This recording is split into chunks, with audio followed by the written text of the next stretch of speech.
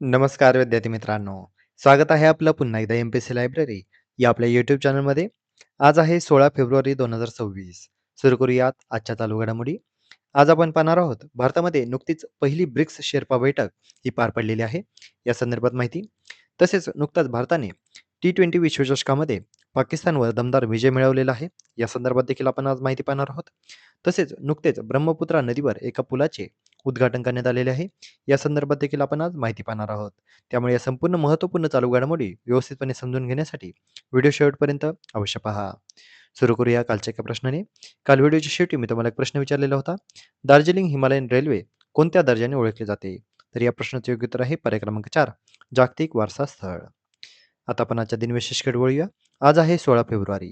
16 February 1944. Dadasaheb Phalke यांची आज पुण्यतिथी.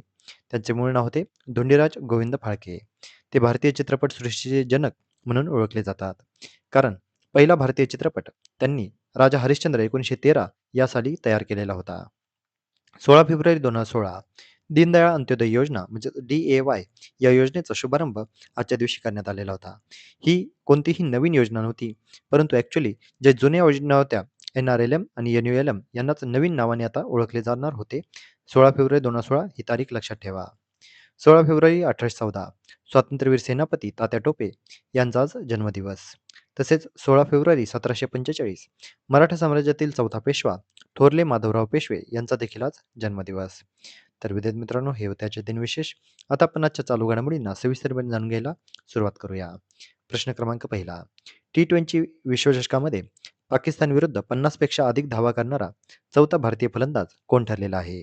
तर या प्रश्नाचे योग्य उत्तर आहे पर्याय क्रमांक 2 ईशान किशन. भारताने नुकताच पाकिस्तानवर दमदार विजय मिळवलेला आहे. संपूर्ण क्रिकेट विश्वचषकाचे लक्ष लागून राहिलेल्या T20 विश्वचषक स्पर्धेमध्ये भारतीय संघाने महाशिवरात्रीला झालेल्या सामन्यामध्ये 61 धावांनी दणदणीत विजय मिळवताना कट्टर प्रतिस्पर्धी पाकिस्तानला पराभवाचा महाप्रसाद दिलेला आहे. T20 विश्वचषक स्पर्धेमध्ये पाकिस्तानविरुद्ध 50हून अधिक धावांची खेळी करणारा ईशान किशन हा रॉबिन उथप्पा, गौतम गंभीर आणि विराट कोहली यांच्यानंतरचा चौथा भारतीय फलंदाज ठरलेला आहे.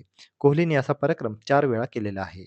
T20 विश्वचषकामध्ये पहिल्या 2 सामन्यांमध्ये शून्यावर बाद होणारा अभिषेक शर्मा हा आशिष नेहरा आणि इम्रुल कायस यांच्यानंतरचा तिसरा फलंदाज देखील ठरलेला आहे.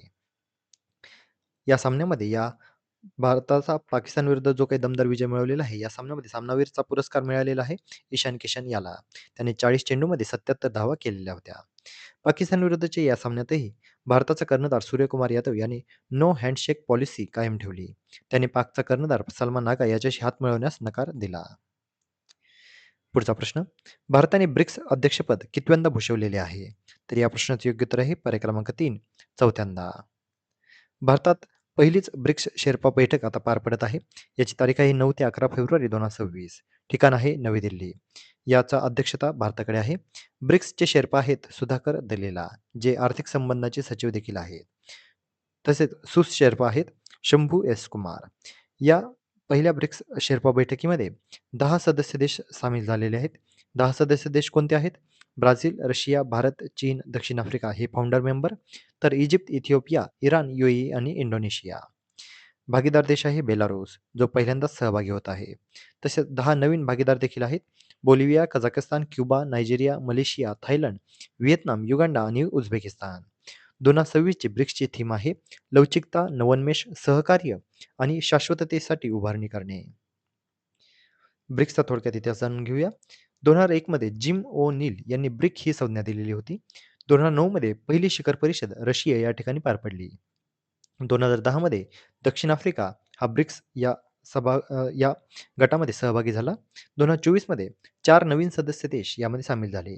4 नवीन सदस्य देश कोणते? इराण, UAE, इजिप्त आणि इथिओपिया. 2025 मध्ये इंडोनेशिया देखील यामध्ये सामील झाला. पुढचा प्रश्न. कुमार भास्कर वर्मा सेतू ह्या कोणत्या नदीवर आहे?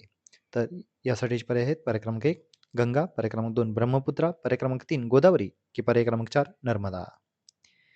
तर या प्रश्नाचे योग्य उत्तर आहे पर्याय क्रमांक 2 ब्रह्मपुत्रा.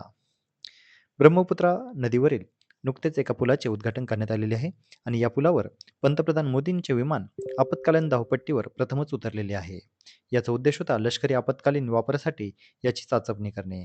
ठिकाण आहे मोरान बायपास दिब्रुगढ याची धावपट्टी आहे 4.2 किलोमीटर. तसेच यासाठी खर्च आला होता 100 कोटी रुपये. आता ब्रह्मपुत्रा पुलाची जी काही माहिती आहे या संदर्भात थोडक्यात माहिती पाहूया. नाव आहे कुमार भास्कर वर्मा सेतू. लेन आहे 6 पदरी पूल. 3 किलोमीटर लांबीचा हा पूल आहे. 3030 कोटी रुपये याला बनवण्यासाठी लागलेले आहेत. नदी आहे ब्रह्मपुत्रा. तसेच गुवाहाटी आणि उत्तर गुवाहाटीला जोडणारा हा महत्त्वाचा पूल असणार आहे. पुढचा प्रश्न, आंतरराष्ट्रीय बाल कर्करोग दिन केव्हा साजरा केला जातो? तर या प्रश्नाचे योग्य उत्तर आहे पर्याय क्रमांक 2, 15 फेब्रुवारी. आंतरराष्ट्रीय बाल कर्करोग दिन नुकताच 15 फेब्रुवारी या दिवशी संपूर्ण जगभरामध्ये साजरा करण्यात आला. याचा मुख्य उद्देश होता कर्करोगग्रस्त मुलांना योग्य उपचार, काळजी आणि मानसिक आधार मिळावा. जागतिक संस्था होती जागतिक आरोग्य संघटना म्हणजेच वर्ल्ड हेल्थ ऑर्गनायझेशन. दरवर्षी सुमारे 4 लाख मुले आणि किशोर मुलांना कॅन्सर म्हणजेच कर्करोग हा रोग होतो. या आंतरराष्ट्रीय बाल कर्करोग दिनाची सुरुवात 15 फेब्रुवारी 2002 या दिवशी करण्यात आली. यावर्षीची थीम आहे शो द इम्पॅक्ट. सामान्य कर्करोग प्रकार आहेत ल्युकेमिया, मेंदूचा ट्यूमर, लिम्फोमा आणि न्यूरोब्लास्टोमा. पुढचा प्रश्न, आंतरराष्ट्रीय अंतराळ स्थानक म्हणजेच ISS पृथ्वीपासून साधारण किती उंचीवर आहे? तर या प्रश्नाचे योग्य उत्तर आहे पर्याय क्रमांक 4, 446 किलोमीटर. ISSमध्ये नुकतेच 4 नवीन अंतराळवीरांचे आगमन झालेले आहे. आंतरराष्ट्रीय अंतराळ स्थानकमध्ये 4 नवीन अंतराळवीर आहेत. पहिले आहेत जेसिका मीर, जे नासाच्या आहेत. जॅक हॅथवे हे पुन्हा नासाचेच आहेत. फ्रान्स अंतराळवीर आहे सोफी ॲडेनॉट, जी दुसरी फ्रेंच महिला ठरलेली आहे. तर रशिया अंतराळवीर आहे आंद्रेई फेडायेव. हे या ISSमध्ये 4 नवीन अंतराळवीर स्पेसएक्सच्या फाल्कन 9 या प्रक्षेपकाद्वारे ISSमध्ये गेलेले आहेत. मोहिमेचा कालावधी आहे सुमारे 8 ते 9 महिने. नासाच्या 65 वर्षांच्या इतिहासातील पहिलेच वैद्यकीय स्थलांतर म्हणजेच एक वैज्ञानिक ISSमधील आजारी पडल्याने त्याला परत पाठवण्यात आलेले होते आणि त्याला रिप्लेसमेंट म्हणून आता दुसरे अंतराळवीर त्या ठिकाणी गेलेले आहेत. त्यामुळे पहिलेच हे वैद्यकीय स्थलांतर असणार आहे. सध्याची स्थिती आहे स्थानकावर पुन्हा एकदा 7 सदस्य कार्यरत झालेले आहेत. पृथ्वीपासून ISSची उंची आहे सुमारे 446 किलोमीटर इतकी. तर विद्यार्थी मित्रांनो, हे होते आजचे दिनविशेष. आजचे महत्त्वाचे दिनविशेषवर आधारित मी आता एक प्रश्न विचारणार आहे, ज्याचं उत्तर तुम्ही सर्वांनी आता कमेंटमध्ये द्यायचं आहे. प्रश्न आहे, ब्रिक ही संज्ञा कोणी दिलेली आहे? तर या प्रश्नाचं यासाठीचे पर्याय आहेत पर्याय क्रमांक 1, जोसेफ स्टिग्लिट्झ, पर्याय क्रमांक 2, जिम ओ नील, पर्याय क्रमांक 3, पॉल क्रुकमन आणि पर्याय क्रमांक 4, लॅरी समर्स. तर विद्यार्थी मित्रांनो, तुम्ही सर्वांनी आता या प्रश्नाचं योग्य उत्तर कमेंटमध्ये द्यायचं आहे. जे कोणीही विद्यार्थी या प्रश्नाचं योग्य उत्तर कमेंटमध्ये देतील त्याच्या कमेंटला नक्कीच लाईक देखील देण्यात येईल. तर विद्यार्थी मित्रांनो, या होत्या आजच्या चालू घडामोडी. तर अशाच अधिकाधिक इन्फॉर्मेटिव्ह कंटेंटसाठी आपली MPC लायब्ररी या यूट्यूब चॅनलला सबस्क्राईब करायला अजिबात विसरू नका. धन्यवाद.